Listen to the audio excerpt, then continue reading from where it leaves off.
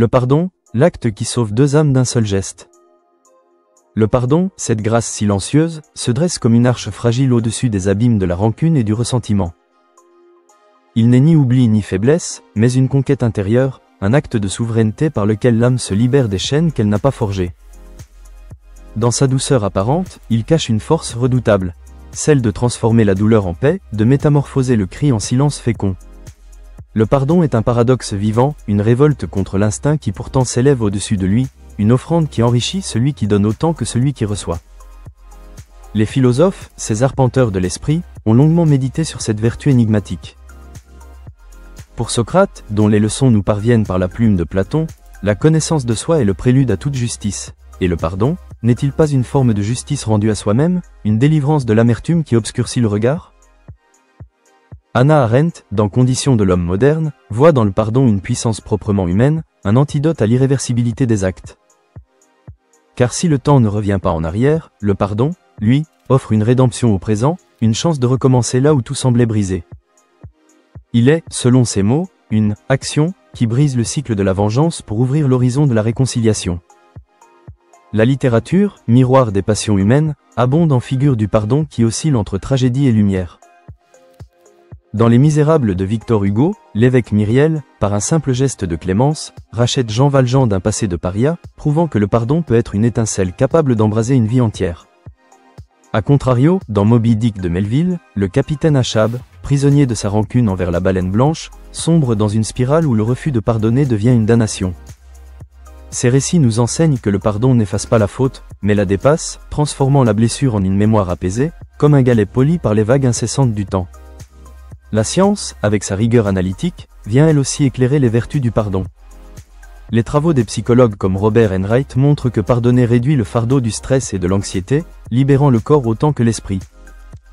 Les neurosciences, par les recherches de figures comme Richard Davidson, révèlent que les pratiques de compassion et de pardon stimulent les circuits cérébraux liés à l'empathie et au bien-être, suggérant que cette disposition, loin d'être une abstraction morale, s'inscrit dans la chair même de notre humanité.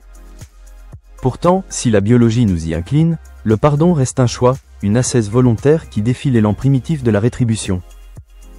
Mais le pardon ne se donne pas sans lutte. Nietzsche, dans sa généalogie des mœurs, met en garde contre une clémence servile, un ressentiment déguisé qui masquerait une faiblesse sous des atours de vertu. Le vrai pardon, au contraire, exige une force d'âme, une capacité à regarder l'offenseur dans les yeux et à dire, comme le Christ sur la croix dans les évangiles, « Père, pardonne-leur, car ils ne savent pas ce qu'ils font », non par pitié, mais par une compréhension souveraine de l'imperfection humaine. Cette hauteur d'esprit, Spinoza l'approche dans son éthique, où il voit dans la paix intérieure le fruit d'une raison qui surmonte les passions tristes. Pardonner, c'est ainsi s'élever au-dessus de la colère, non pour la nier, mais pour la transcender. Et que dire du pardon envers soi-même, ce défi peut être plus ardu encore?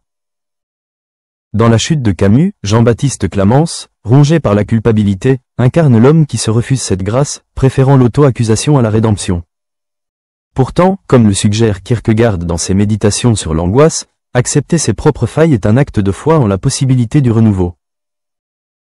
Le pardon de soi n'est pas une absolution facile, mais une reconnaissance humble. Nous sommes, selon la formule de Pascal, des roseaux pensants, fragiles et grands à la fois, dignes de miséricorde comme nous le sommes envers autrui. Le pardon, toutefois, n'est pas une panacée universelle. Il ne s'impose pas, il se propose. Forcer le pardon, c'est risquer de le travestir en hypocrisie, comme le montre Dostoïevski dans Les Frères Karamazov, où Ivan refuse de pardonner un monde où l'innocence souffre. Ce refus, loin d'être une faiblesse, témoigne d'une exigence éthique. Le pardon doit être libre, sincère, mourir dans le creuset de la conscience. Il ne nie pas la justice, mais la complète, tel un contrepoint harmonieux dans une symphonie où la rigueur et la clémence s'entrelacent. En définitive, le pardon est une œuvre d'élégance morale, un pont jeté entre les rives fracturées de l'humanité. Il est philosophique par sa quête de sens, littéraire par sa capacité à raconter nos réconciliations, scientifique par son ancrage.